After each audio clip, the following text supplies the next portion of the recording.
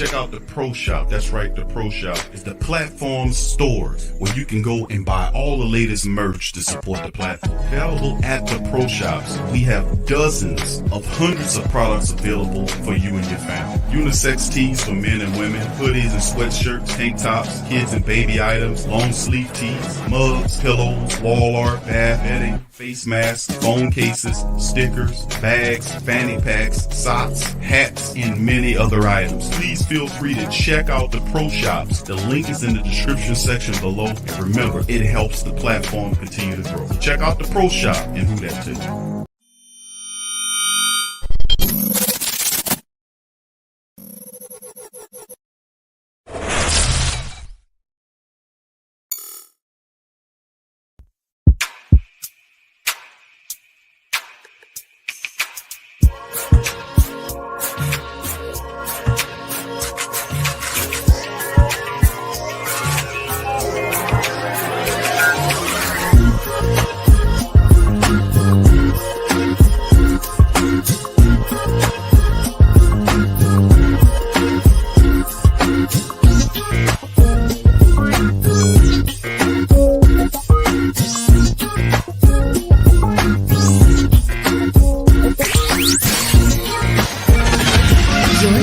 To the Pelicans Postgame Report on the PRO Media Network for all things Pelicans. For all things Pelicans, you're now tuned into the Pelican Postgame Report. Much love to the fam. Appreciate y'all. In this installment of the Pelican Postgame Report, we are in the building. Shout out to the flock. Much love to the flock. Pelican Postgame Report in full effect. I'm Big Q. My co-host is DC. We're in the building. Much love. Shout out to you, DC. Back at it, my man, at a brief hiatus, but we back at it, man. Getting it ramped up, bro. We getting ready for some serious Pelican talk. What's going on, brother? Most definitely, man. Exciting season coming, man. We getting ready, going into almost training camp. You know, it's gonna be what, a couple of weeks from now. You know, we pretty much getting right there to the season being right there, man. Got the Saints going, and the Pels about to join too, man. So real excited, man. Ready to get back in the groove of things. And let's talk this Pel talk, man. So ain't much. Indeed, bro. Let's get right off into it, bro. The first topic of the Pelican Postgame Report. Feel free to hit the like button, family. Hit the subscribe button and join the Pelican Postgame Report. We in this thing. First article of business, DC, to cover the Pelicans trade rumors circulating around potential trade for Bogdanović, Bojan Bogdanović. Is he a good fit for what is his name? What you said? Bojan Bogdanović. Bogdanović. Yes. Man, I don't know. That's another hard ass name to pronounce. Q. The people gonna be tearing us up about this one. Well, especially you, DC. You know, you got that accent going for you. Hey, you messed it up. Don't try to put the blame on me. You trying to bring it all over there. You call a man Buckjohn and shit. Buckjohn. Bojan Bogdanović. I'm gonna get it. Shit, ain't no need for me to know his name. Bojan, man. How I'm the voice of reason with name? Well, yeah, you do be tearing names up. Bojan, bro. Bojan Bogdanović. DC, if I mess it up, say it with me, Q. No, Bojan Bogdanović. Bogdanović. Come on, man. Let's read this article, man. Let's get through it, man. DC, you'll take a stab at reading article. Let's do it out of control, man. DC, you'll take a stab at reading article. I can't read, remember? All right, and this is from Kellen Strauss over at the Pelican Debrief. Pelicans had 14. They have 14 players under contract coming into the offseason, so have been relatively quiet since the draft. There's a flurry of rumors about Kevin Durant, but those never materialized into anything, and just much speculation. Recently, the Jazz have been the team of interest as they're clearly blowing things up for a rebuild after trading Rudy Gobert and Donovan Mitchell. They still have valuable veterans like guard Jordan Clarkson, Mike Conley Jr., but they also have forward Bogdanović, who has been attached to the Pelicans, according to Jake Fisher in his recent show. Now, the Pelicans are already loaded at the forward position, so does Bogdanović really make sense for them, and what would it take to get him? Now, of course, this is one of the trade scenarios which has them, DC, given the Jazz get Jackson Hayes and Devontae Graham in the 2025 first-round pick, which is the Milwaukee selection, to the Pelicans for Bogdanović.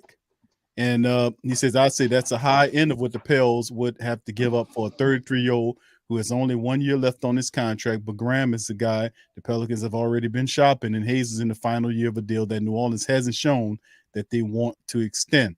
Now, the first-round pick could be a sticking point, but the Pelicans have a ton of picks in the upcoming drafts and have already plenty of young talent. So losing one pick would not be the end of the world, and the cost would be worth it for a proven scorer like Bogdanović, so who also has been reliable over his career. But is he a fit? Pelicans already have forward Zion Williamson, Brandon Ingram, Herbert Jones, Jackson Hayes, Trey Murphy III, and Larry Nance Jr.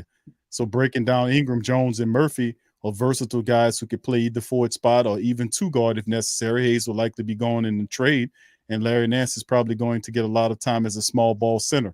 Now, Bogdanović could slide into the second unit as a power forward, his best option now, and play big minutes off the bench as a primary scoring option in the second unit. This is a guy who's a knockdown high. He knocks down high volume 3-point shooter who averaged 18 points per game last year. So adding him to an already strong roster would give the Pels one of the deepest groups in the NBA, and they could use the 3-point shooting. As of right now, the bench is light on guys who can knock down threes outside of Trey Murphy, and Bogdanović would make teams pay for doubling off Zion Williamson and BI, which will give them an experienced player who's been a winner his entire career. So if the Pelicans can make a move like this, they should be able to.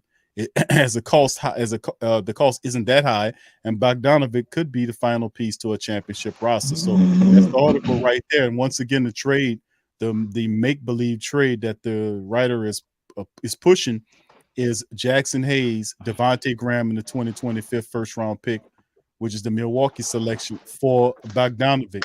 Let's talk about it. I mean, I've seen worse, man. I don't think it's a horrible idea, but my thinking is looking at the money, which is never pointed out in this article. And if I'm not mistaken, I think Bogdanović is probably making around 15 or 18 million or something like that.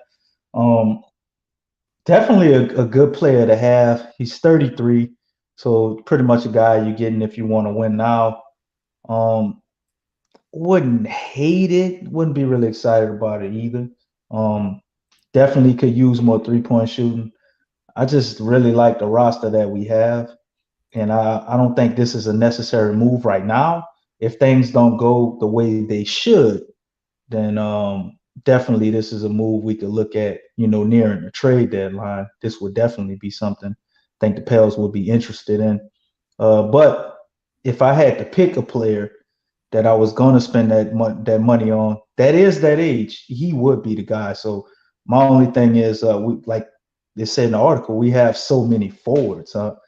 That's really the thing. I'm not crazy about him being having another forward. And then you start thinking about our rotations, and you got a guy like Jose, you definitely want to get minutes, right? You got a guy like Dyson Daniels. You got Trey Murphy. You got Larry Nance. And then you put Bogdanović in there. I mean, it sounds pretty enticing. Not much defense coming from his end, but hey, it's the second unit. So definitely see the vision here, man. Again, wouldn't be totally opposed to this, but this is just something I don't think we have to do at this point. Last year we didn't have the greatest 3-point shooting, but I think a lot of that had to do with the team coming into the new system under Willie Green, not sitting on the ball. A lot of people breaking bad habits they had. BI definitely didn't have his best 3-point shooting year, which I think that would change tremendously this year. A guy like Jose Alvarado, who, if you've been paying attention to him all offseason, I think he's a better shooter than he showed last year. Trey Murphy is going to be a 40% 3-point shooter. Zion probably been working on the shot for all we know. I also think Valanciunas' 3-point shot will get better, but these are mostly people in the starting lineup. But another guy I think is probably going to be pretty decent for us is Dyson Daniels. I think he's going to be a pretty decent 3-point shooter as well. So I think we're, right to worry about the shooting, but I guess we're a little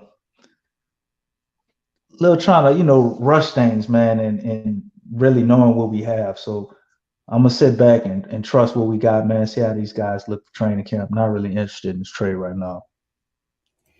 Well, to be honest with you, I'm looking at the depth chart. Bogdanović, if anything, would add a guy that is definitely can knock the hell out of some 3-point shooting. I mean, Yeah, he he definitely do a hell out that. shooter. He'll make you pay. And they do make a pretty good point about outside of Trey Murphy's 3-point shooting, that he would definitely bring that part of the game too. But, like you said, we're looking at the contract, and that's what we do. When they post these type of deals, you always got to follow It's the the money. money for me, Big Q. It's too much I money. know. Yeah, And we're not sure 33. we're gonna even keep him. You know what I mean? So Well, I mean, like you said, he's 33 years of age, and the deal is in his contract in this final year of the salary is 19.3 million that you would have to absorb for Bogdanović, which is a 1-year rental for him. So, I mean, it depends on what sphere of influence I guess you'd be coming from in terms of if the Pelicans look they're looking at a championship run or something that makes a lot of sense to be able to why bring in a nobody guy. ain't adding Garrett Temple in these goddamn trades, man? I don't know. Maybe Take they feel Jackson like, Hayes out, put Garrett Temple in. I mean, I might be happy about it then. That's about $16 million between him and Devontae Graham. Yeah, you get close with that. So, I mean, but you do think that Danny Ainge would take Garrett Temple, for him. But Now when we getting articles put out there like this. this is not helping us. Right. All right. So anyway, let's move on to the next one, DC. Let's we covered that. So, but it is interesting to say the least of whether or not add him in. I think I like Bogdanović. His shooting, he's been a troublesome bastard for the Pelicans when we played the Utah Jazz. Yeah. When he's in there, he's knocking down shots and doing stuff like that. But to have him on our team, I can't say I would be upset about that. I think it takes the Pelicans to another layer. It takes them to another level, especially in the West when you have an experienced veteran like Bogdanović. But once again, the price for him is 19 mil, DC. So Miss Benson got to open up that poise. She won't do that. Southern Belle. If they gonna walk in. They gonna walk in there telling her about how she got to open that person. What Miss Benson gonna say, Q? She gonna say, "You better get out of here," unless you gonna win. All right, right. We start winning, then she gonna open that purse a little more, bro. We gotta get in the playoffs before we start trying to do all these win now moves. So I don't see it happening. It's good. It's good energy all over the Pelicans building and the Saints building.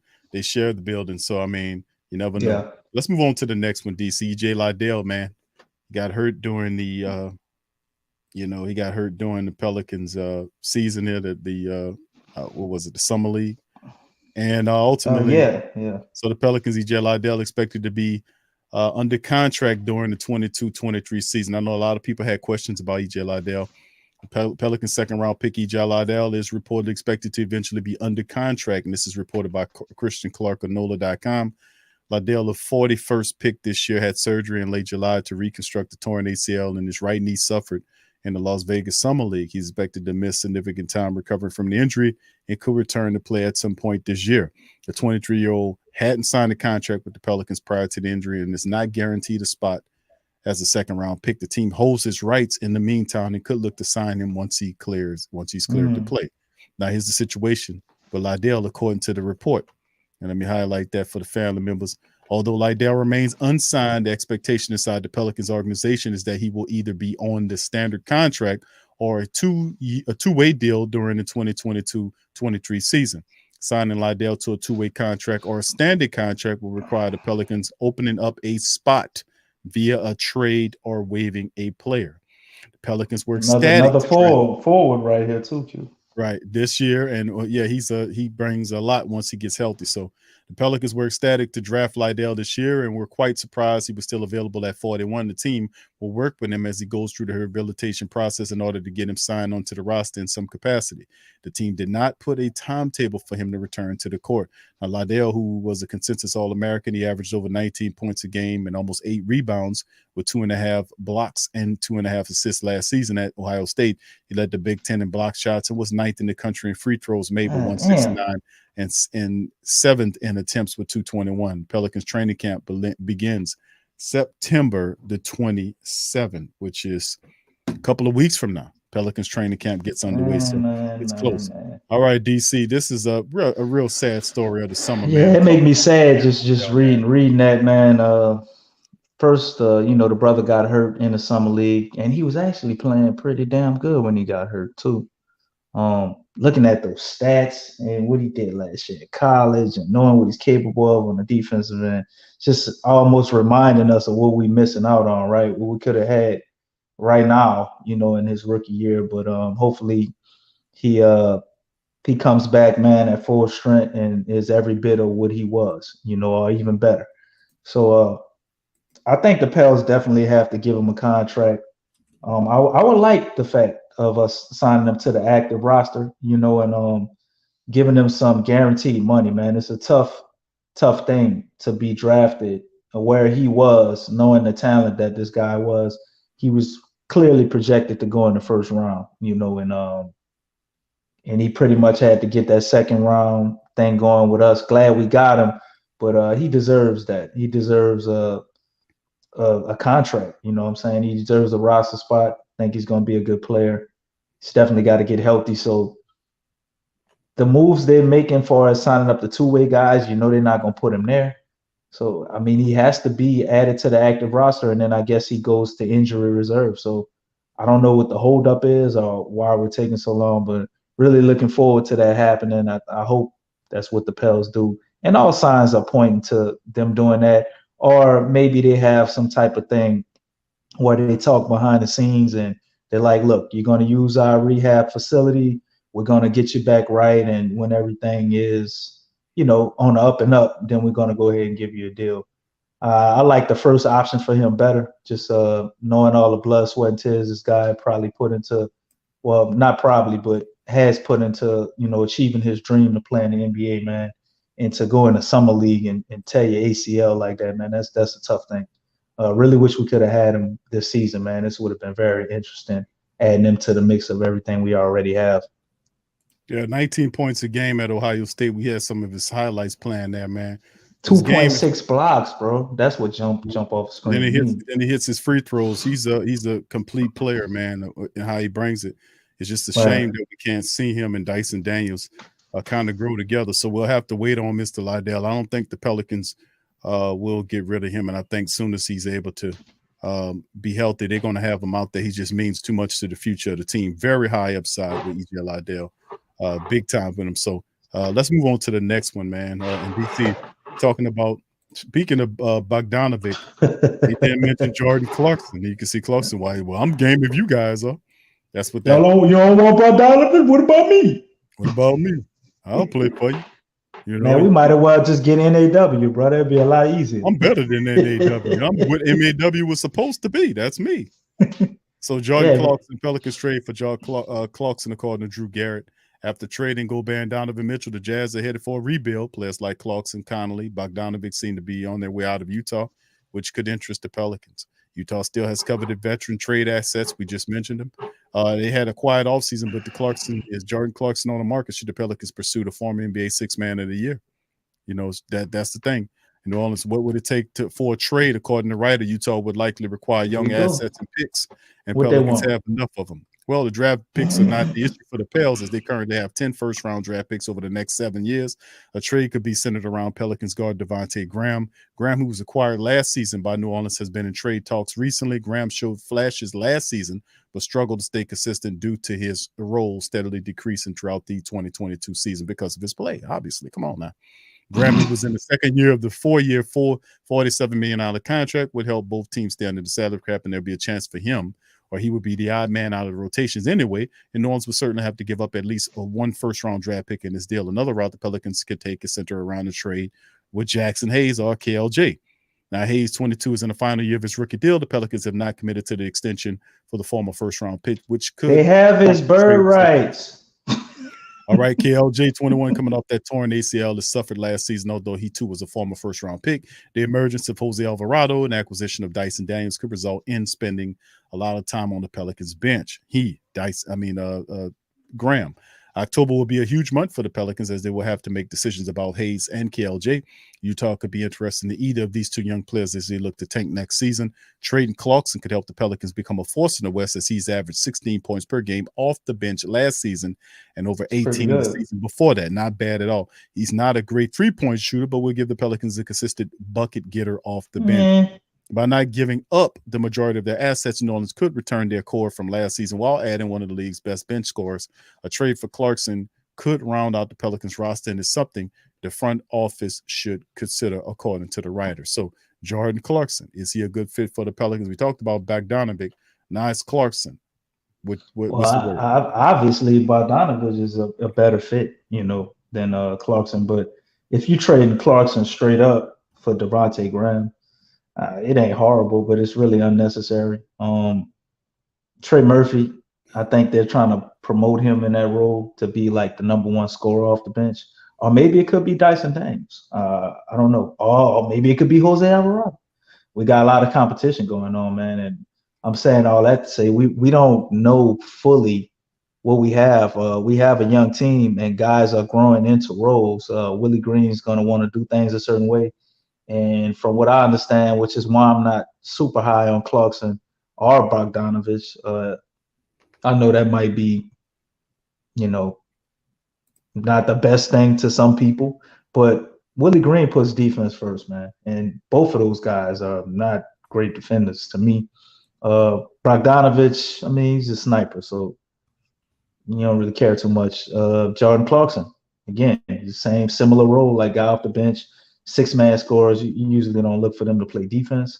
But far as what we're doing, he could definitely work here. But it's getting him, to me, doesn't like make us a median championship contender. If I had to pick a guy, Bogdanović would be my bet more than Clarkson, even though he's nice. I mean, this is basically what we wanted NAW to be. That's what Jordan Clarkson kind of is. So trading him straight up for Devontae Graham, wouldn't be mad at it, bro. Doing anything you can to get him off the team. When they start talking about getting rid of KLJ, to me, I don't think it's smart because I'm gonna keep saying it. You don't know what you have in KLJ. You don't know what you have. I mean, he played 16 games under Willie Green and got hurt, and we really don't know. I mean, it started to look pretty good. Obviously he's not Jordan Clarkson, but you just don't know what you have. Let's say you don't want KLJ on this team. I mean, at least see what he is fully, and maybe you get better value for him if you just have to move him. Giving up Devontae Graham, though, be happy about that, bro. That'd be a win-win. Yeah, you mentioned KLJ. We had some Jordan Clarkson highlights, but KLJ, man, is we don't quite know what he is. We done had a few looks from KLJ. We know he's lightning fast, and when his mind is made up, he's one of the fastest dudes in the league, bro. Like, yeah. I mean, that don't just you don't just get that every day. Nah, he showed. We got his highlights showing he could shoot the three, but yeah, the mindset, and that's some of the things that we were challenging him during the season. Is KLJ the impact him in terms of his speed game, getting from coast to coast, is something that's real big. For him, he turns on his afterburners, man, and dude, you can't catch him, man. And then he's trying to, improving his 3-point shot, and him getting healthy is a big part of the Pelicans' success. And I don't know, I would kind of caution people to kind of move on from KLJ because he still got so much that he can offer. You don't really know what he could do just yet, but a lot of people, they want to play for the championship. They want big blue chips right now, and it's a process, man. We got to see who these guys are before we talk about moving them out of here, DC. But the way you keep big blue chips, man, is you build your Jordan Clarkson, you build Bojan Bogdanović. Which one of them, right?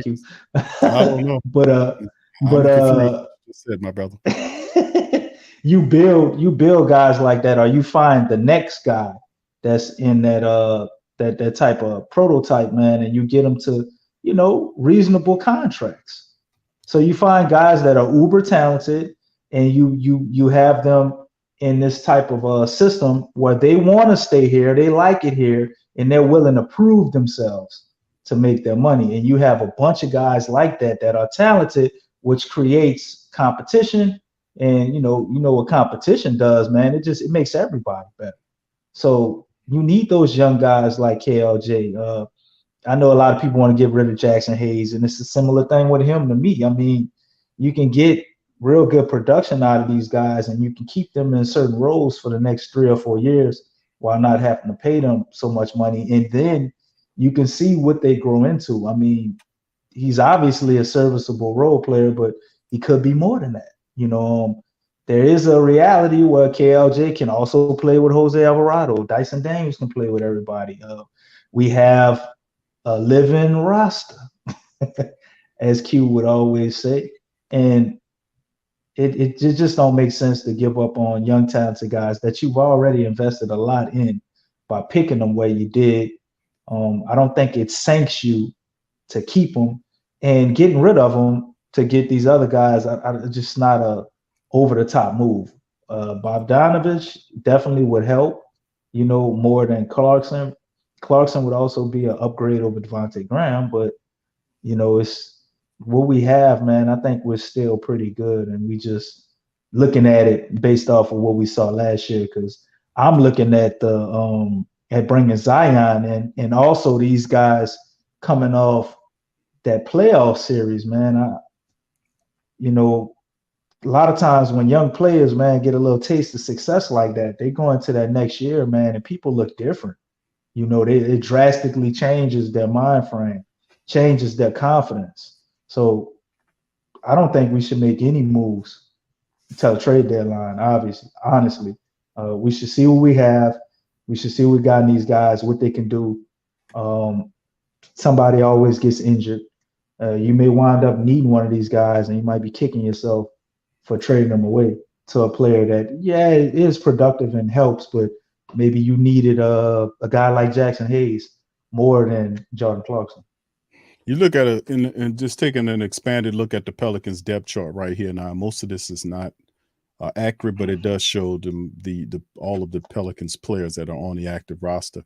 And you look at the front five is just the best in the NBA. And then guys off the bench. We often talk about the Pelicans having a bench. You see Jose Alvarado's there, Trey Murphy, Larry Nance, Jackson Hayes, and then you go deeper in the bench with guys like Dyson Daniels, see where he fits. Najee Marshall is there. And then, of course, we talk about guys like Billy Hernangomez, who's having a pretty good man. He advanced to the finals, right? I think Billy Hernangomez has advanced to the final. He beat Jonas Valanciunas. Go figure. They beat Jonas' club. So Jonas and Davidas Sabonis. Yep. Sabitas. And Valanciunas look really good too. And Billy Hernangomez can play, man, and it's showing you. And he is, he's like your third center on the team. So this team, like 27 points, man. He led the team in points to beat Valanciunas and them, man. Yeah, and see that's thing. So and of course, like we're saying, we don't often think about those guys, man. The Pelicans have those guys on their damn bench, man. And we have those talented players, man. So. Man, I got to give big praise to how well the Pelicans are built, man. That's what they're doing. So, that is right there, DC. Willie Hernangomez lifts Spain past Finland into the Euro basket semifinals. So, yep. So he finished in the finals. 27 points and 5 rebounds, a block while shooting 10 of 13 from the floor. He was 7 of 8 from the charity stripe. So you can see right there, your boy Billy Hernangomez is laying it down for his squad. So shout out for Billy Hernangomez. Love to see it, bro. All right. Let's move to also, you got to shout out Valanciunas too, man. He was damn near like the MVP of the league over there. He was cutting up. So shout out to Big V too, even though they got eliminated. Man, he had so many performances where I was like, damn. Remember one, he had us a little scared, man. He had them knees iced up after dropping 35 of them things on their head. He's walking all slow back to the locker room. Everybody's like, oh, shit. But, he's all right. Came out, played lesser minutes against Hernangomez and stuff. Couldn't quite get the victory. But shout out to him, too, man. He was balling all EuroLeague, man. Yeah, like I said, those guys are guys, man, that's on the Pelican squad. So, man, the Pelicans, man, can lift their heads. Also, a second-round draft pick, Karlo Metkovic, DC. He's also involved there as well. So pretty good, man, to see Jonas. You can see right here Jonas's statistics here. Carried Lithuania for stretches of the tournament, finishing with 16.2 points and 10.5 rebounds in 6 games, highlighted by a 34.14 rebound, 5 assist performance against Germany. Valanciunas posted a double-double, 13 points, 15 boards, and 87-7 triumph over Bosnia. And playing frequently in the paint, he was just 1 of 5 on three-pointers, but Valanciunas had 57% from the field at the Eurobasket. And then another of the second-round picks for the Pelicans, DC, Karlo Metkovic from Croatia, second-round pick this year. He playing good too, man. Hernan Gomez by stuffing ample production and relatively sporadic playing time after having his NBA Summer League stint in Las Vegas shortened to 1 game due to a hand injury. Metkovic appeared in 5 Eurobasket contests and showed promise. The 20-year-old averaged 7.4 points per game in 15 minutes and topped 17-point outing versus Estonia. And he shot 81% from the field, making 17 of his 21 attempts. So very good stuff right here by the Pelicans' very own guys, man, in the Eurobasket tournament. So big ups to those Pelicans as they can continue to turn in really good performances. So let's move on, DC, to our next topic right here, man. We're going to talk about the Pelicans signing 3 players to deals. The New Orleans Pelicans and the Pelicans and 3 players agreed to contracts ahead of the 2022 NBA preseason. Pelicans fever is heating up with the first preseason game almost a month away. Pelicans active roster is set. They continue to make moves on the Friday this is past Friday, by signing 3 players on deals. Darian Sebron. First up was the rookie guard Sebron to a 2-way contract. Sebron was impressive in the 5 summer league games he appeared in, especially from the perimeter. Sebron averaged 8 points per game, 3.6 rebounds, 2.4 assists, while shooting a blazing 50% from beyond the arc. The former North Carolina standout would occupy one of the 2-way roster spots the Pelicans have available. The other spot might come down to John Petty Jr. and Daquan Plowden, who are both signed to practice squad deals. John Petty Jr., the terms of the deals were undisclosed at the time, but Petty has experience under the Pelicans umbrella. He's played in 31 games for the team's G League affiliate last season. Petty averaged 8.5 points, 4.6 rebounds, and almost 2 assists per contest for the Squadron of Birmingham. His summer league stats were very similar to past year, averaging 8.3, almost 5 rebounds, and almost 3 assists. Petty's a 4-year player from Alabama who started 105 games and earned all SEC first-team honors his senior season. Very good. And then Daquan Plowden. Plowden is a rookie guard out of Bowling Green, where he played 5 seasons and finished with a school record of 154 games. Plowden is a big 6'6" guard who can handle the ball and shoot. In his 3 summer league appearances, Plowden averaged 12 points and 4 rebounds while averaging 65% from the field. Still, Plowden considers himself as one of a defensive stopper, so coupling that kind of shooting ability with his defensive mindset may prove dividends for him in the future. He was named All-MAC defensive team his senior season. It'll be interesting to see the battle for the 2-way contract this fall. Petty Jr. and Plowden bring different skill sets set to the table that could contribute. With the season fastly approaching, all players will use training camp as another opportunity to showcase their skills. So, DC, there you go. If you talk about a few of the Pelicans players that we've seen during the summer league games, and Sebron, John Petty Jr., and Daquan Plowden. All standout guys, man. Yeah, pretty good, bro. Very good looking players, man. Anyway, so let's get on that and talk about that, man. Some of these guys that they added. And also, we're going to talk about Isaiah Brockton after you break that down. Let's get into it. I love to see it, man. I love the fact that they got these guys in there and they're signing them to practice contracts, and we're trying to see who's going to get that last 2-way spot. I really like that. I think they picked all 3 of the right guys. When I watched the Summer League, that's who I would have chose as well. Obviously, other than Dyson Daniels and E.J. Liddell, those were the guys that stood out. And even Metkovic, too. He looked good in the Summer League as well.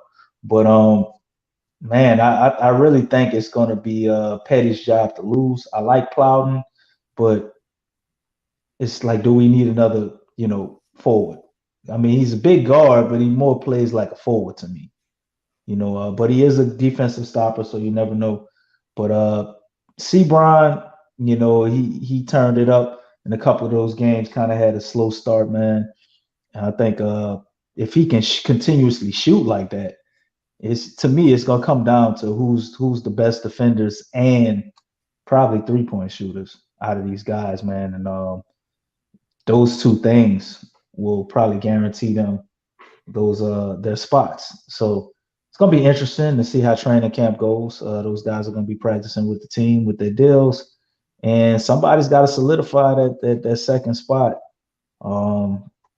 Which wait, did they?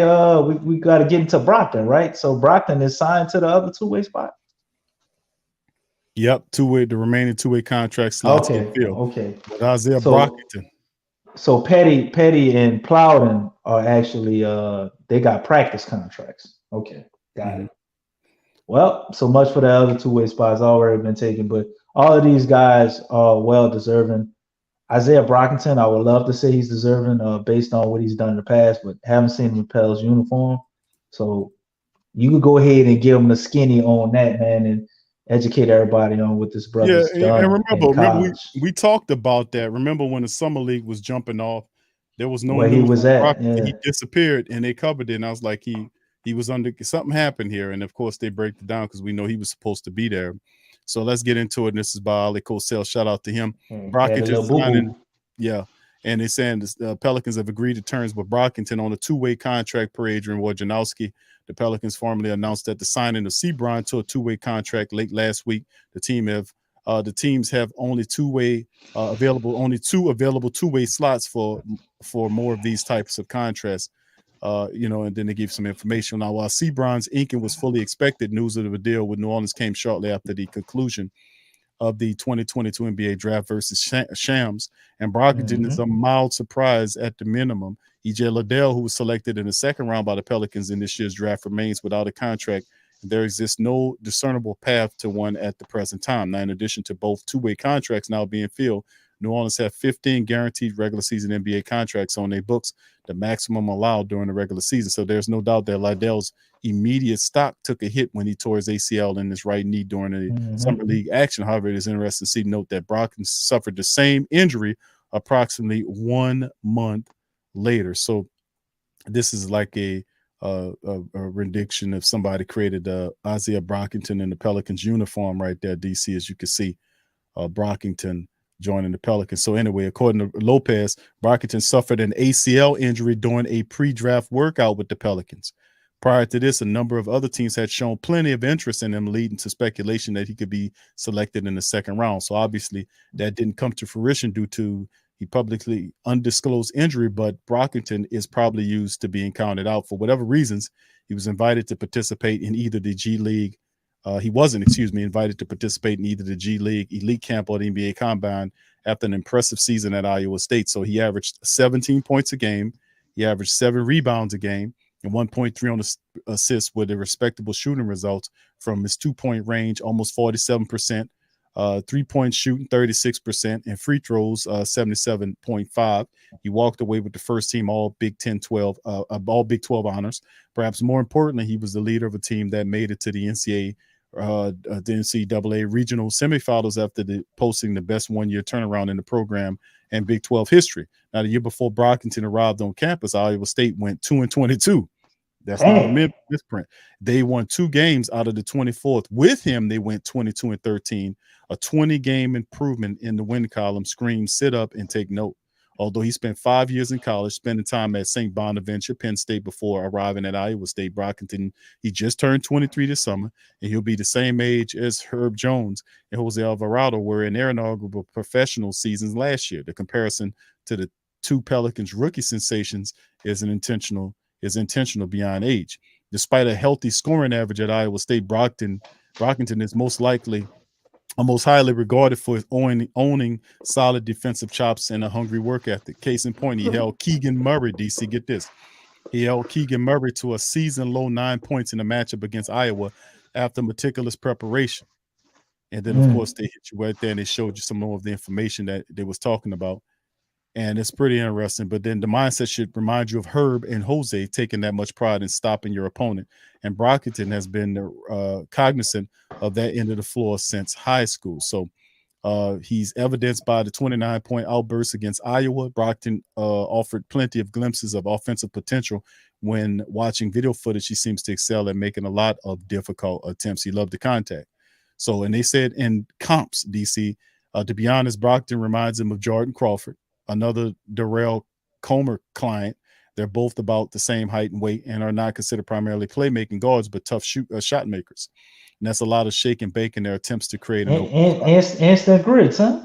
That's what they said it reminds them of. So, all right. So anyway, that's some of the skinny right there on what the Pelicans are doing as Isaiah Brockington finally makes it to the Pelicans, man. And he gets one of those two-way contracts, and people are like, what about EJ Liddell?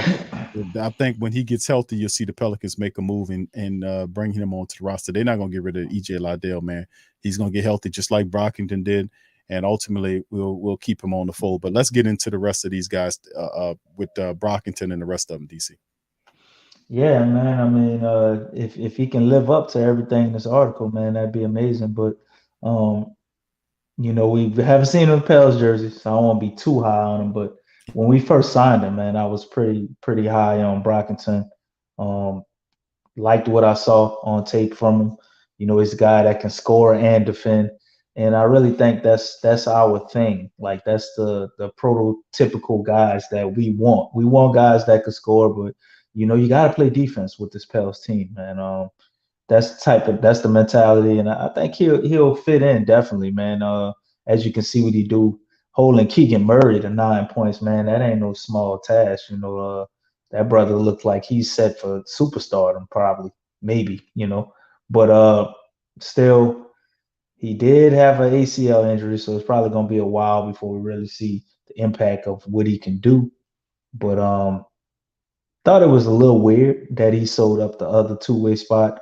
As you heard me speaking earlier about Petty and Plowden, I thought it'd probably be one of those guys that would have got it, but based on what they showed in the summer league. But Pels seemed to be real high on Brockington, man. So we're going to have to give him a shot, man. I love everybody they put on this roster so far, so I don't see any reason to believe that Brockington would be a complete dud.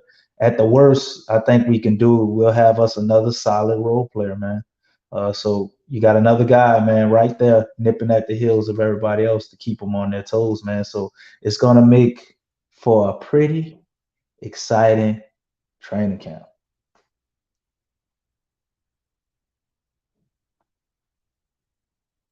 Big Q, where you at, man? Can't hear you. Yeah, this is it. Sorry about that. New Orleans Pelicans will have a competitive training camp. Perfect segue article by Kellen Strauss. And he talks about that competition. The Pels have already a full roster. Willie thinks it's a good problem to have as players will compete and fight for minutes. There will be plenty of competition among guys who will likely have spots in the 10-man rotation, but there will be some battles for the two-way contracts, G League deals, and spots on the French roster. The competition took a hit with EJ Liddell, went down with the injury in the summer league. But if you take a look at the four players recently, the two will have two-way contracts that were added. The Pelican training camp competition was announced that Brockington was getting his two-way deal, which was a bit of surprise, like you said, considering they thought it might be Liddell. But the guard is expected to return from a pre-draft injury, and the Pels decided to take a chance on Brockington over Liddell, who's not expected to play at all this season.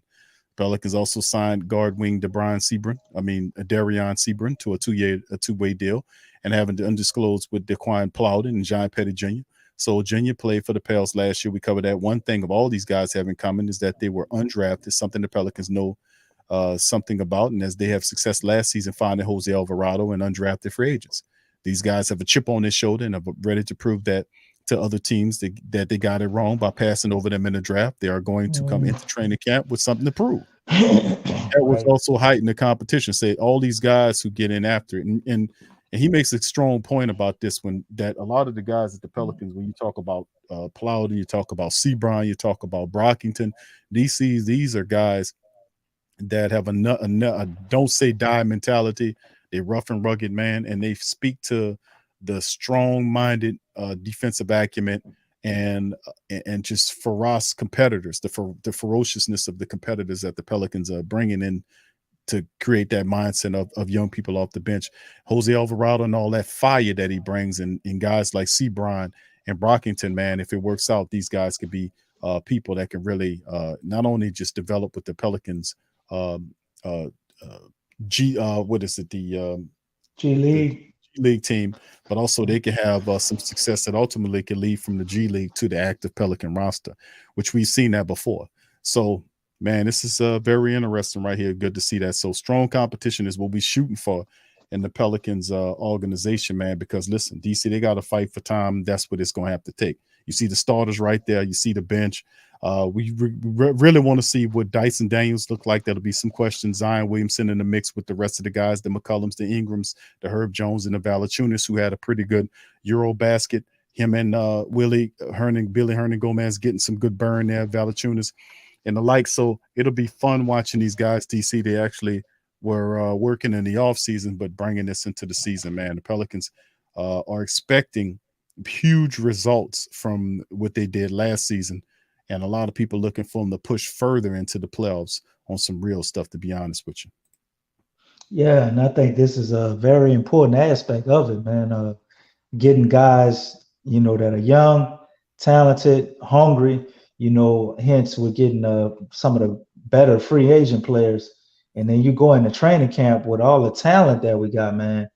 It's just, you're bound for success when you have guys that are talented, and there's so many roles or positions up in the air on what guys can do.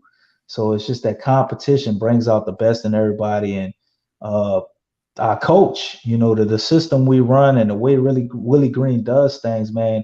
Hey, look at Herb Jones. If you go out there, you come in, Herb was a second-round pick, and he became a starter. All it takes is one injury, and or maybe just you having the right performance over a period of time, and a guy's not, it just ain't clicking right now, and coach might put you in, man. You can take a spot and you turn that into a career. So I think these guys recognize the Pelicans are a type of team. If you're good, we're gonna find a way to use you. And Willie Green, if you can play defense, man, you're a good player.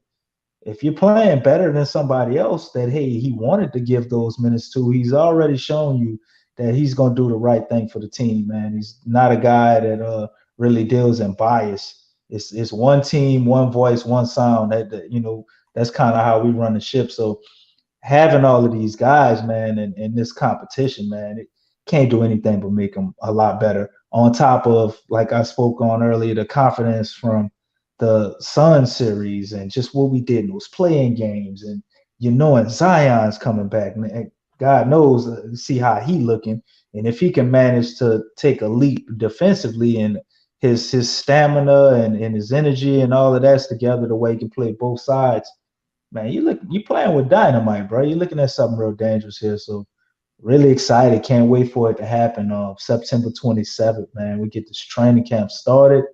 And, we get these Pels off the ground, man. It's time to fly.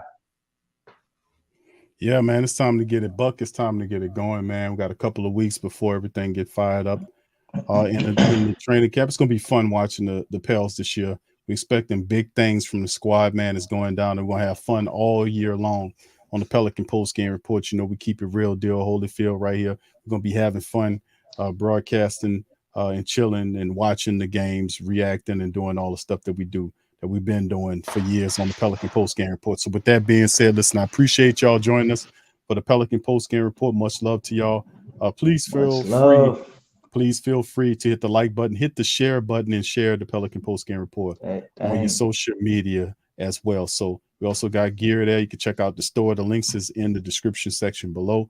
And also we have the shop that's connected to this YouTube platform. So with that being said, man, DC, once again, we're going to keep this thing going, brother. We're going to pop back up with a live stream for the family members. Oh, yeah. They thoughts on the season. That'll be coming real soon. So y'all just keep on keeping on with the Pelican Postgame Report.